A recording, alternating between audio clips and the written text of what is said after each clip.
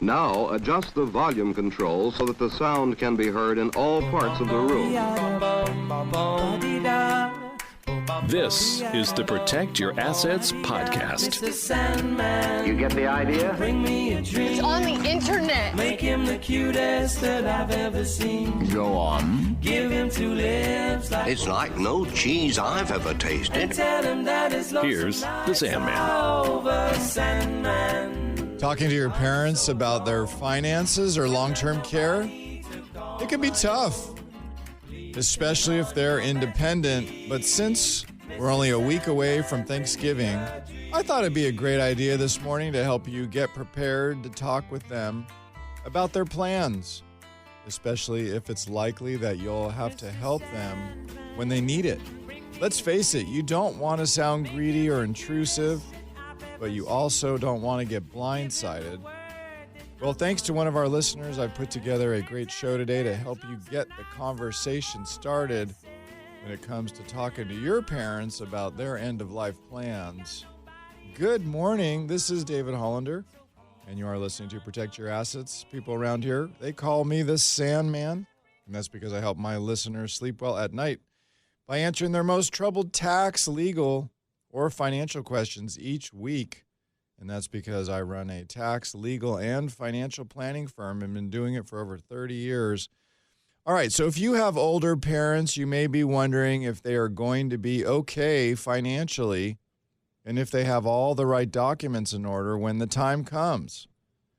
But how do you ask questions like that without seeming intrusive or greedy? I don't know why this topic feels so awkward, but it doesn't need to be. So it's important to have an open dialogue about money and estate planning in advance. Otherwise, you'll spend many, many wasted hours, perhaps even days, trying to help your parent when that time comes.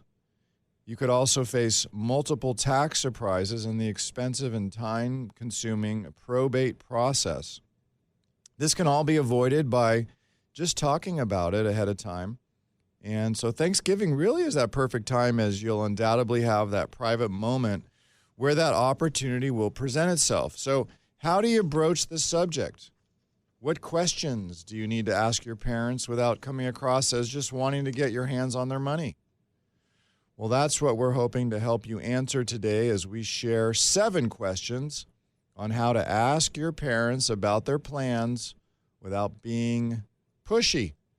Keep it right here and find out how to help your aging parents make sure they're on the right track. You'll only find it this weekend here on Protect Your Assets. Now, let's get started. So another good week on Wall Street. We had the Dow up 1.9%. S&P 500 passing that 4,500 level, closing at 4514, up 2.2% for the week. NASDAQ up 2.4%. The international index, MSCI EAFE, up 3.4%. So nice little growth there. They're up 7% now year to date. 10-year Treasury. This is part of the story this week. The 10-year Treasury was down about 0.2%, closing at 4.43%. Remember, it was just like over 5% less than a month ago. So big move in Treasuries this week. And oil down again, down 1.6% to close at $75.94 a barrel. So what drove the market this week? Well, the October Consumer Price Index report, inflation again, the numbers continue to move this market. And so we had the report come out this week, and it was expected to be decent. And the index came out 0.1%. I mean, think about that, 0.1% lower than the estimates. So we're not talking a big number there. But the core inflation was still about 4%. So that's double what the Fed's 2% target is. Well, this ignited a massive and pretty good rally across stocks and bonds. So we saw the S&P 500 jump close to the July highs that we just saw. So there is really no singular reason that this inflation number created such a rally. So while it's possible the S&P 500 could rally more into the close of this year, again, if there's no real negative surprises out there, I don't view this inflation report this week as a long-term bullish game changer. And so CPI definitely was a little better. I mean, we're talking 0.1% better than expected, and it did help reduce worries about inflation coming back. Additionally, and importantly, as we talk about these pillars that support the market, remember the disinflation pillar, it's still in place, obviously, because inflation's going the right way. But seriously, to warrant a 2% rise in the S&P 500 and over a 5% rise in the Russell 2000 because of 0.1%, that's just not justified. And so we really need to get typically a real, tangible, substantial positive surprise to make something like that happen. So what did happen was the CPI report likely eliminated the possibility of the Fed raising rates anymore. And it also caused the market to readjust their anticipation. And so we saw the market expect now that the Fed next year will cut as early as May 24, and the number of cuts could be 3 to 4. Now, the Fed's talking about, hey, we're not going to start cutting rates until October through December, fourth quarter of 24, and we may do it once. So it just shows you the disjointed connect there. And then also the market's expecting year-end rates to be at 4.54% on the 10-year. Sorry, I keep saying it. These are the Fed funds. So the Fed fund rate, 4.54%. And the Fed is projecting 5.125. So it's, they're just not on the same planet here. So I agree that this inflation report, the Fed's not likely to hike rates again just because of what we're seeing with inflation cooling down a little bit. But that's not a surprise because prior to this report this week, markets priced in a 25% chance of another hike. I also don't agree that the CPI will make the Fed more likely to cut rates sooner than expected. And that's also because this inflation report didn't really change the outlook. If you're following the data like we do each week right here, you can see that inflation's declining, but super slow. I mean, we're not even anywhere near that 2%, so still got a ways to go. Now, if the inflation wasn't a major positive, then why did stocks rally so much this past week? Well, I believe it's another example of this market aggressively pricing in what it wants to believe. So when I was talking about the cuts and the lower rates, et cetera, that's the market. And the market simply does not want to believe that the Fed's going to be doing this higher for longer stuff. They just don't get it. So the CPI doesn't justify right now the multiple that we're seeing on the S&P 500, and it doesn't justify the earnings expectations that the market's assuming are going to happen. We just came out of the third quarter. We all know that wasn't great. And we also know inflation is slowly declining. So now, from a valuation standpoint, the S&P 500 is about 2% over the higher end, what I'll call fair value range of the November market multiple table that we talked about a few weeks ago. So I'm saying these gains are not fundamentally justified, and so I'd like you to enjoy the rally as you enjoy your turkey and everything else that goes with Thanksgiving. But hey, don't confuse this environment with something that is substantially better, because a drop in inflation at this level doesn't matter if the economic growth starts to dramatically slow down, because if economic data points towards a more intense slowing, recession coming, that's what is going to be a big problem for the stock, and stocks will drop. And so even though this past week's rally and the one before that was impressive and positive overall for your account, it seems a little overdone to me and a little over-optimistic, and I still would be cautious, and I'd be looking to reposition some things as we exit the year here, maybe take some gains, maybe offset some losses. We call that tax harvesting. You might want to do that right now and be ready for the first quarter. So what kind of things should you be looking at? Well, you could be looking at value. You could be looking at core. You could be looking at what they call low volatility. And also remember, if you own bonds, If we look back to the bond market compared to what was going on in the 70s and 80s to now, bond investors who reinvested their dividends and remained patient as the compounding of those dividends took hold and bought shares at lower prices, they nearly doubled their capital from 1976 to 1983.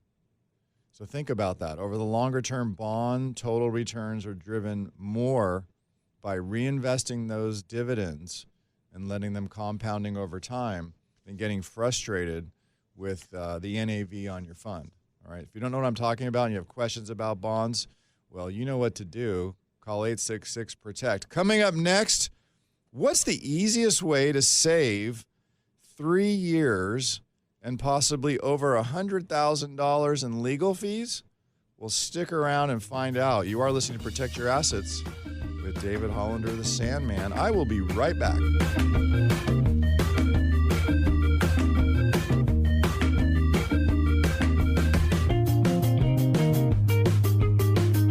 Take the first step toward reaching your financial goals and get the information that can help you live a confident retirement. That first step is going to PYAevents.com and signing up for our next free event. That's PYAevents.com. Now, back to Protect Your Assets with David Hollander, the Sandman. Welcome back. I am David Hollander, also known as the Sandman, and you are listening to Protect Your Assets this morning.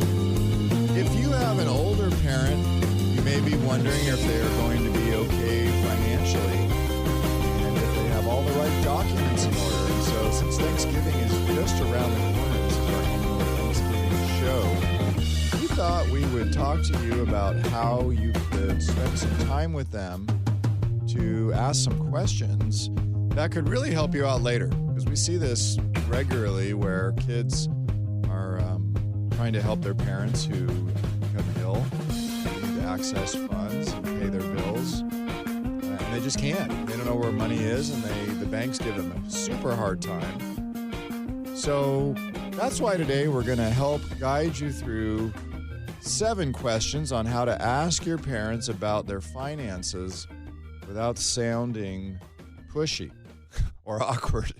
So here's the first question that you could start with. You could just say, hey, mom and dad, or if you're talking to your dad outside, you have that moment. You just say, hey, dad, where's your will?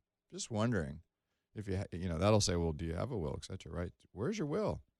And then if they do have a will or a trust, then you say, well, hey, am I the executor or am I the trustee after, you or mom? Because that's typical. Usually mom or dad will be the backup trustee or the backup executor for the other person. But let's face it, things happen, people pass away, and then what? Well, now you're up. So it's important to know if you may have that role in those estate planning documents and what it actually means. Because a number of our clients have wills naming their children as the executor or the trustee of the estate. And those definitely mean things, and there's powers in those documents that you need to know how to use those. So next, find out where your parents keep that will, that trust, any other estate planning documents, and who's the attorney that drafted them. Most estate planning attorneys keep the original copy on file, but I've seen many situations where no one could find the latest will after the death of a parent. And if your parents are among the many out there who don't have a will, you should advise them to hire an estate attorney to help get a plan in place. You could even offer to pay to have it done. It can be more costly and way more time intensive to you to try and figure all this out when you're in the heat of the moment. Now, we've seen up to 3 years lately, 3 years, to get court power to step in and help your parents. And if you need to get access to money at the banks, well, just get ready for spending hours and hours and hours of your time banging your head against the wall, because you're going to have to go through it. And I see this with just about every bank I've dealt with. So some wills are going to describe end-of-life celebrations, And you definitely want to get a handle on that because you're going to have a lot of pressure to do it right. And your parents have expectations, obviously, of what they want. So talk to them about it. Make sure it's clear and understandable. One item that is not commonly listed in a will that you may want to ask about is if your parents have prepaid for a burial plot or memorial arrangements. Now, Neptune Society is excellent. I've worked with them many, many times. And if that's something your parents are interested in doing, I encourage you to go down there with them and talk, just have a conversation. There's no commitment, but at least check it out. They do a great job of buttoning that all up. Here's the next question you want to ask. Do you have any special gifts to family or friends? This creates a lot of problems. Family heirlooms and special personal property may have a prominent place in your parents' estate plan, as well as for you and your brother and sister. Perhaps your sister has claimed your mom's engagement ring, or your brother has asked for dad's watch. Knowing your parents' intentions and wishes for their keepsakes will make things a lot easier when they pass, especially if you're the executor or the trustee, because all of a sudden now you're in a position where you've got to make some decisions, and your spouse may want that engagement ring, but hey, let's face it, your sister is who mom wants it to go to, right? I mean, that you could just see the problems. I mean, I've literally had families not talk to each other anymore because of this stuff. It's just not worth it, really. Think about it. So having these conversations, making light of it, joking. I mean, you can put these questions any way you want, but having these conversations this Thanksgiving could really help prevent any disagreements when things get tough later on. Some of our clients have used a separate list for personal items that are referenced in their will, and this enables them to quickly update that list on their computer instead of revising the entire document over and over and over again. Make sure you have a list of all the safe deposit boxes. Get a copy of the key that opens that box if, again, you are the executor. Make sure your name, go down to the bank with them and talk to the manager there and just say, hey, I just want to make sure, when mom or dad is ill, that I can help them. And so what the bank will do is they'll put your name on that box with mom or dad, so you both have access. As long as mom and dad are around, that's it. You have to be together. If mom and dad aren't around or are incapacitated, once again, you can get in there and get access to it so they still feel secure with that. And most importantly, you can get on the bank account as a co-signer. You don't have to take liability. You don't have to have taxes paid to you because of that, be tax liable. No. You can just go ahead and be able to write checks when and if the time comes. Now, also make sure that the valuable cash items are maybe stored in those safe deposit boxes. We had a client up in Santa Rosa. Remember the big fires a few years ago?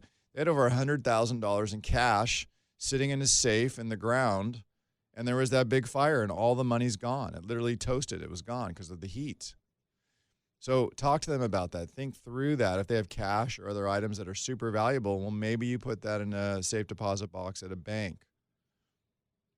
Next question. Ask this. Any life insurance I need to know about? Life insurance doesn't typically generate a 1099.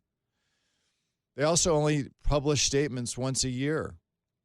So an item that may not be listed on your parents' list of accounts is a life insurance policy. Find out if your parents have any active life insurance policies, which company has issued the policy, and get the policy number. It's really a good idea to call the company, even though it seems kind of dumb. Call the company and make sure that all the information is still up to date. Many companies change ownership or are bought by other companies, and this becomes confusing trying to track it down. Double check the beneficiaries. People may not be here anymore. It may have changed. So make sure that your parents are okay, you're okay, you understand the beneficiaries. If your parents are still working, they may have life insurance through an employer, and that could be a policy that would pay out if something happened while they were at work. We had a client, again, who worked for a very large company, had a nice life insurance policy through work. Ex-wife was named as the beneficiary because it wasn't changed after 20 years, and you know what happened. That's right. New wife was not happy. So on today's show, We're sharing the 7 questions you need to know to help your parents and you stay out of trouble if and when the time comes. And if you've thought about any of these things, or maybe you need some help just talking about it, this weekend we are here, and we're more than happy to talk with you through the situation and get you ready to help manage what's coming your direction next Thursday. Don't spend another minute worrying about this. Just pick up the phone right now. Talk to a member of my team. They're standing by on the phone right now. 866-PROTECT, the number to call to get some help from an attorney. We are attorneys. We do this. 866-776-8328. We've been doing it for over 30 years. Have lots of experience. 866-PROTECT. Get help right now. Coming up next, it's time for our popular They Say segment, where they say if you have an advisor, CPA, or attorney, you're okay. Is that always the case? Find out. It pays to keep it tuned right here. You are listening to Protect Your Assets with David Hollander, the Sandman. That's me. We will be right back.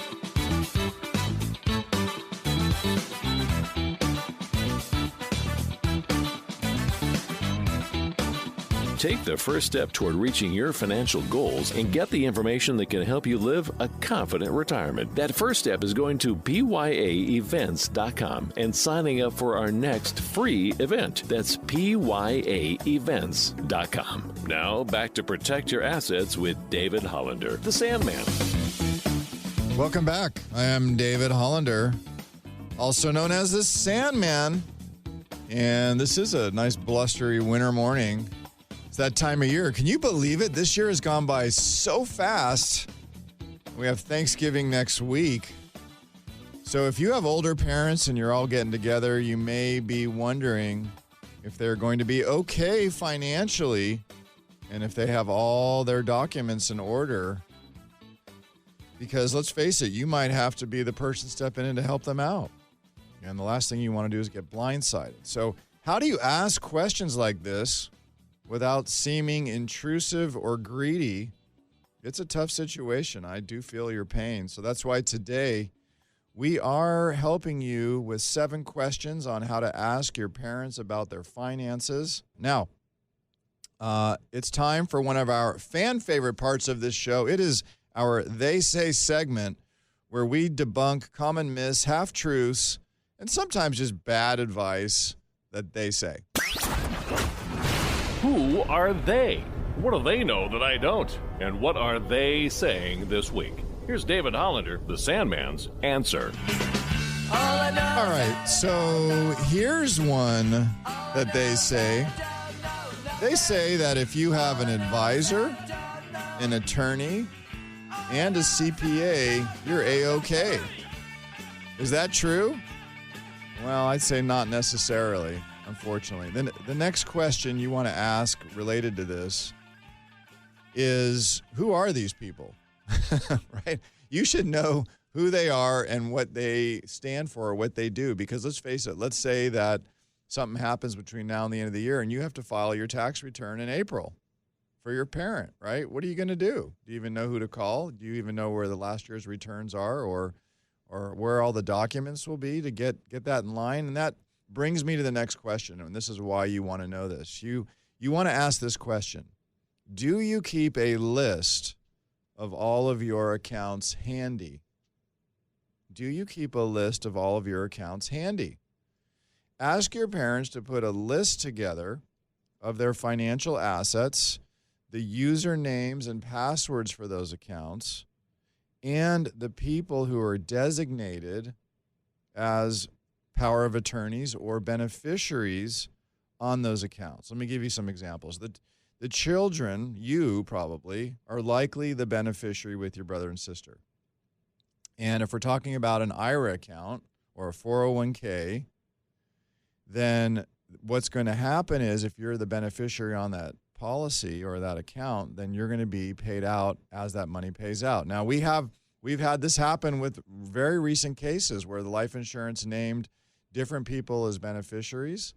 There was a brother and a sister and another brother in this case, and one of the brothers started borrowing money to pay the policy, and he thought that he was the primary beneficiary. Turned out he wasn't.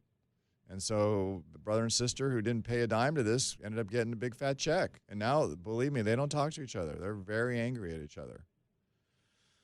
Make sure to keep this information in a safe place. Now, this is where security and how you do it is important, because your parents, if they're giving up passwords and user IDs, and let's face it, that generation is just not necessarily comfortable with the internet or their cell phone. They hear all these stories, which are true. There's hackers, there's things happening all the time. You can't really explain why that's happening except for they're listening right on your phone.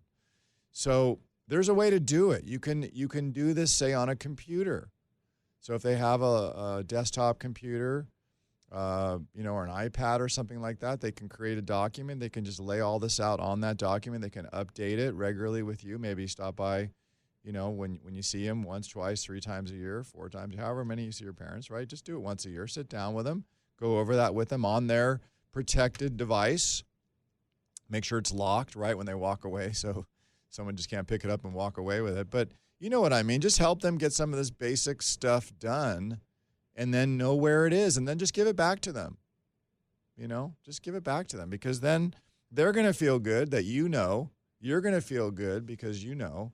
And if something comes up, you know where to go and what to do. Now, the other thing you can do, we use a program called eMoney for financial planning.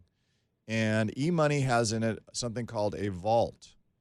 This is an electronic vault that's on the internet. It's accessible via password. It's encrypted. And you can upload documents to the vault. And then you can entitle people like you as the child to see certain things. And so that might be a place where you can have something in the cloud that ties all their accounts together, even though they're not at the same custodian.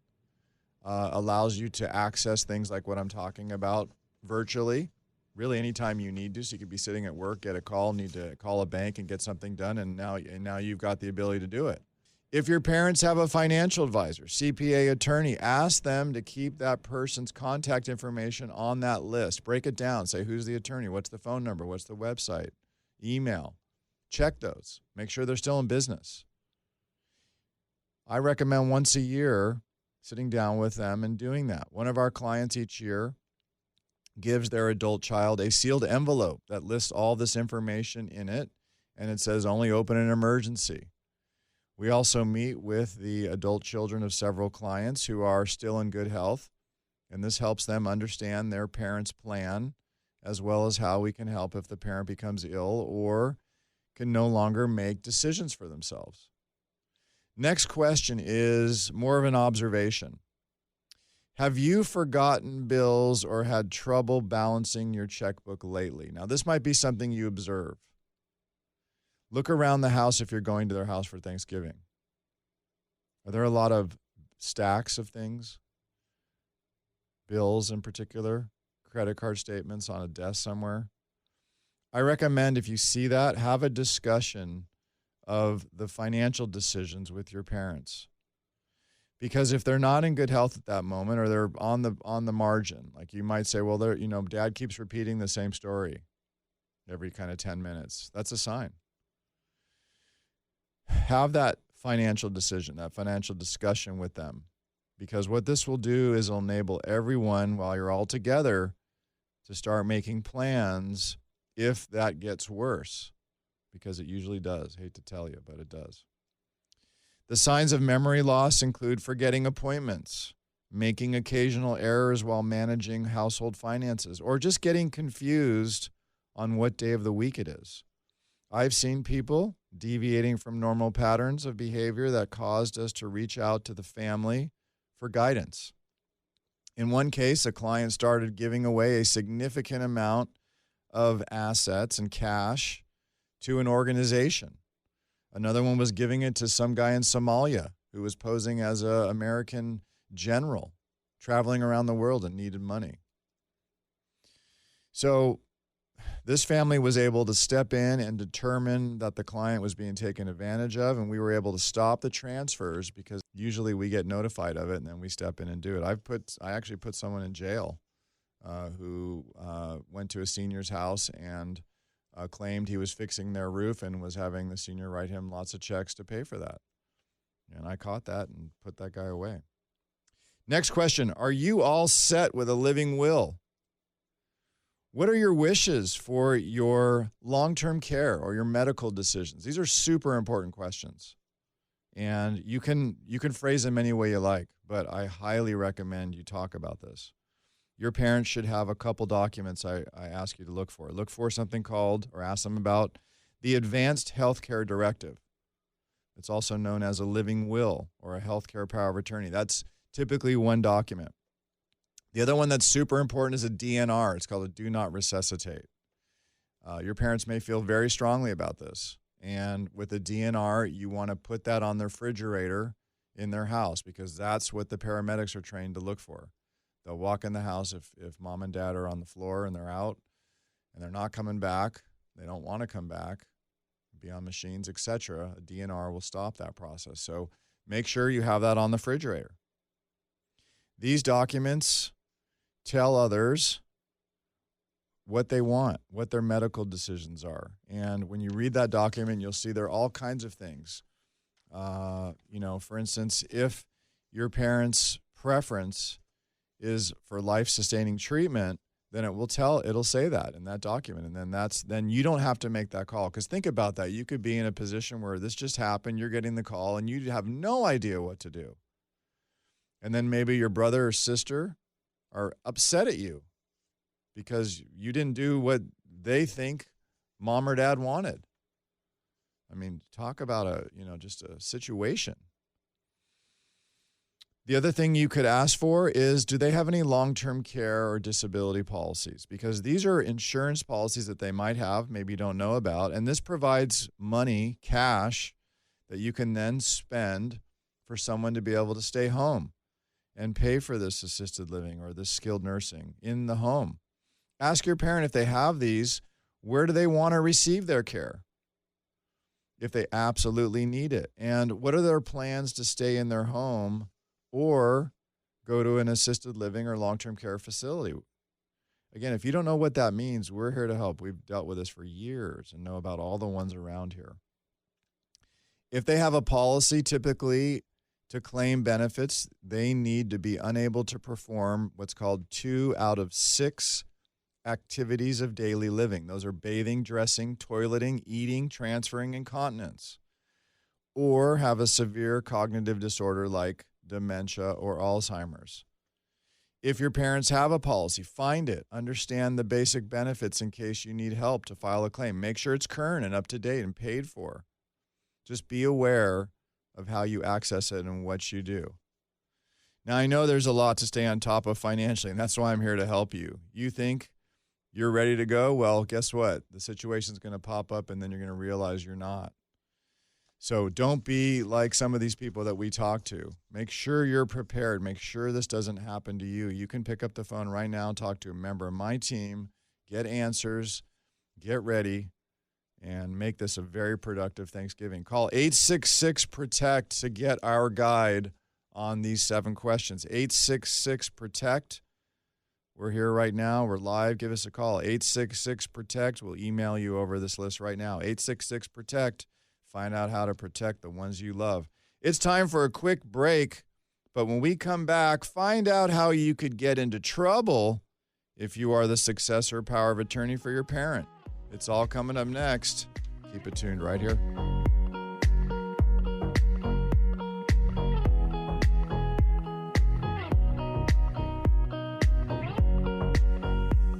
If you missed any of Protect Your Assets with David Hollander, all you have to do is go to pyaradio.com where you can download or listen to our latest shows for free. Just go to pyaradio.com on your computer or mobile device when it's most convenient for you. That's pyaradio.com. Now, back to Protect Your Assets with David Hollander, the Sandman. Welcome back. I am David Hollander, also known as the Sandman. And you are listening to Protect Your Assets this morning. And if you have older parents, Thanksgiving is just around the corner. And so you may be wondering if they're going to be okay financially and how you're going to talk about the subject around the dinner table. Or, hey, when you're cooking or just together watching football, etc. But you don't want to be sounding like you're intrusive or greedy, do you? Particularly if your brothers or sisters are around. And I see this all the time. And so it is a tough situation. And so this morning we've been talking about 7 questions and how to phrase those and how to talk to your parents about their plans.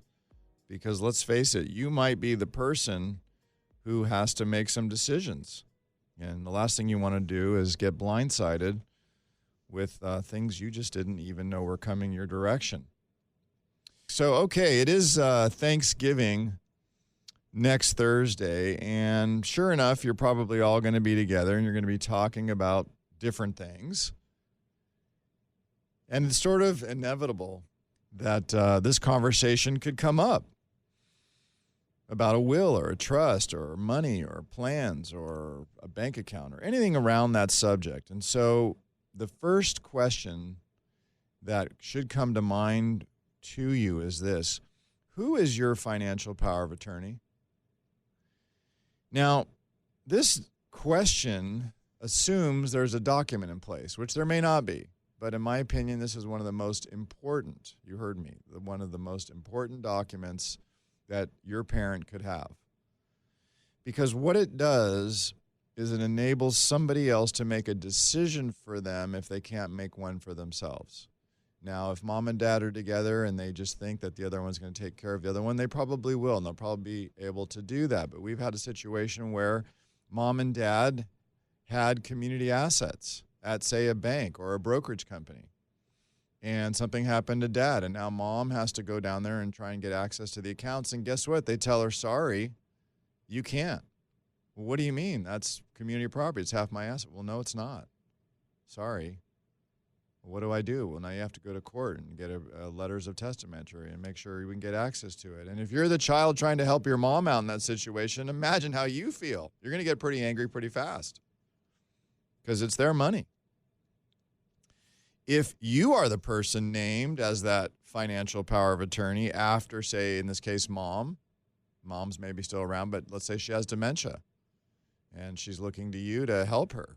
Or dad's has dementia, mom's still around, but she doesn't deal with finances, doesn't know where things are, doesn't know how to do anything related to that, and you do. So you're the next up. And so now you're going to step up to the plate, and do you know how to do what you need to do, and can you do what you need to do? So I encourage you to get information about their Medicare. Who's their health care provider?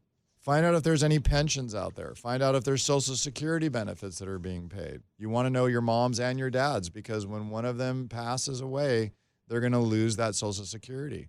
Whose is bigger? Whose is better? And what's going to benefit your parent if you make the right decision? It also helps to know their utilities companies. You may be from out of the state. So I recommend you have a copy of that bill, or at least get online and find out the account. Make sure you have access to it so you can pay that bill so the power doesn't get turned off. I mean, this has happened. Banks. Talked a little bit about this earlier, but please go down there with your parent to the bank and get added to the checking account as a co-signer, because even if you have a power of attorney later, doesn't mean you're going to get access to that bank. Doesn't mean you can just walk in there with that document and think everything's okay. I literally have seen this over and over and over again. It never surprises me. Our power of attorney is 30 pages long. Pretty much calls out every particular decision, exempts the bank from, making decisions that make them nervous. Doesn't matter.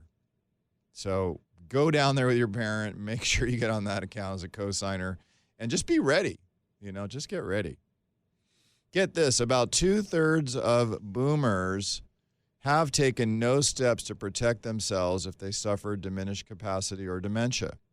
They haven't spelled out their wishes for their care and end of life. They haven't sorted out a power of attorney for when one's needed. And as anyone who has been through this process can tell you, the chances are pretty high that if you wait to do this stuff until it's needed, well, it's going to be too late. One of the most important things you can think about is who you're going to work with and how they're going to help you through this. Make sure they have experience, and they've been doing this. We've been doing this for over 30 years. We've had hundreds and hundreds and hundreds of cases. And so make sure you're with the right company that understands what's going on and has a contingency plan, because a lot of these solo practitioners are retiring and they're gone when you need them. Well, we have a team of people, and we're here to help. So give us a call if you're going through this, if you need help looking at these things, just talking about it. We do it all the time. 866-PROTECT, the number to call, 866-776-8328. If you just want to bounce some ideas off, 866-PROTECT. Call my team right now. We're happy to help. I'd like to give a big thanks to the Protect Your Assets team for putting together a great show today. My executive producer, Kevin Renford, network manager, and, of course, all my fabulous producers today helping me out, Tony, Lucas, Adrian. Thanks, guys, because without my team, I'm just another pretty voice on the radio. You have been listening to the Protect Your Assets show. I am David Hollander, the Sandman. Have a great weekend and enjoy your Thanksgiving holiday with your family. Go out and make the rest of your life the best of your life. Investment advisory services are offered through Liberty Wealth Management, a registered investment advisor. This podcast is for informational purposes only and should not be relied upon as a basis for investment decisions. The strategies mentioned are not suitable for everyone. The information expressed does not consider your specific situation or objectives and may not be appropriate for all investors. Past performance is not indicative of future results. To better understand the risk associated with investing and how it reacts to different market conditions, listeners should always consult with their qualified investment professionals, financial advisors, legal or tax specialists, and conduct their due diligence before making any financial decisions or taking any action. The legal information provided on the air is not intended to substitute for callers hiring their lawyers to advise them about personal legal matters. Investments involve risk and, unless otherwise stated, are not guaranteed. Liberty Group LLC paid for the following program, and the host's views and opinions do not represent those of the station or its ownership. California Life Agent number 048569. Persons engaging the services of one affiliate of Liberty Group LLC companies should be aware that each company is operated separately. You're listening to the Protect Your Assets Radio Network.